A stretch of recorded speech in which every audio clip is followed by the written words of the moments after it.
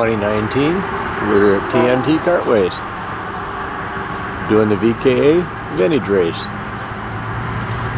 We had beautiful weather. Sometimes Quincy gets a little overly hot for us northern boys, but not this weekend. Temperatures have been in the mid 80s, evenings 70. So we've had a great weekend. Early enough here at TNT. I just opened the gates. Jeff just showed up. Got the building unlocked. Here at Quincy,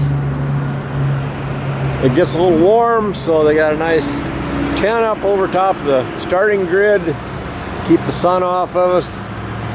But this weekend's not been too bad. We were down here the one year, it was 104 degree air temperature. And you would die sitting in your helmet and racing suits on that starting grid without something over you.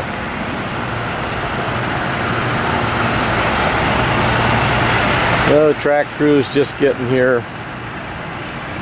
Racers aren't really here yet. They're all at the motels, hanging out, having breakfast. I hope they eat a lot. The more they eat, the heavier they get, the slower they go. That's kind of the name of the game. If you're a flyweight, you go fast. Vintage karting, we don't have weight rules. Some of the classes get big enough. They will split them at times. Certain tracks will. It's up to the promoter. They'll split them between light and heavy if the classes get big enough. So everybody will be showing up. It'll get busy pretty soon.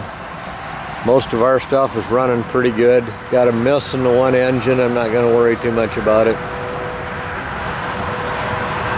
Duals are running fairly good. So we just check a few things, do air pressures and fuel this morning, and take them out, run them a couple laps. Everything runs good. Park them until race time. I've done this long enough that no matter how many laps I run on the track, I'm not going to get much better than what I am. And that could be good or bad. But pretty much know where we want to be. Come to a lot of these tracks, these asphalt tracks around the U.S.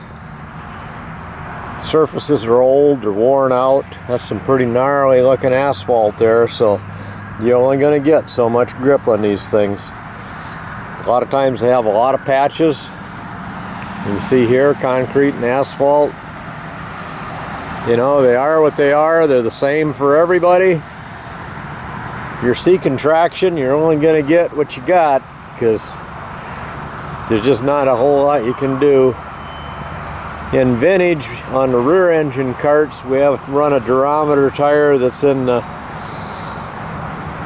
mid to upper 70s normally. We don't have a lot of tire choices, and they got to be the square edge tires. So you try running hard on this gnarly looking asphalt like this, you don't have much grip. You're on the edge of spinning out at all times. You get into the sidewinder carts, then you start getting down into the 60 durometers. Tire things kind of messed up in some of the stuff where there's actually guys running durometers as low as 48. Those guys got a lot of grip in comparison. So, like when they're out there practicing, they got to take that into consideration, or they should. When you're out here and practice carts are rears and sidewinders on the track at the same time, that guy in that sidewinder's got to realize you don't have the corner speed that he's got. You don't have the grip. So he comes flying up behind you when you're going into a corner. He needs to realize that, guess what? I got to be careful, because I don't know if this guy's going to hang on to the cart all the time or not. So there's always a question about, you know, safety. So best thing to do is just check up a little bit, follow the guy through the corner. As soon as he hits straight away, pass him. Especially during practice, because during practice you're not racing. You're not racing, so do this safely. Give and take. Give a lot take your space when it's available to you down the straightaway or whatever, but you know, give that other guy all the room you can possibly give him. We had a few people get tangled up in practice yesterday. There's not a lot of reasons for it. Not good reasons.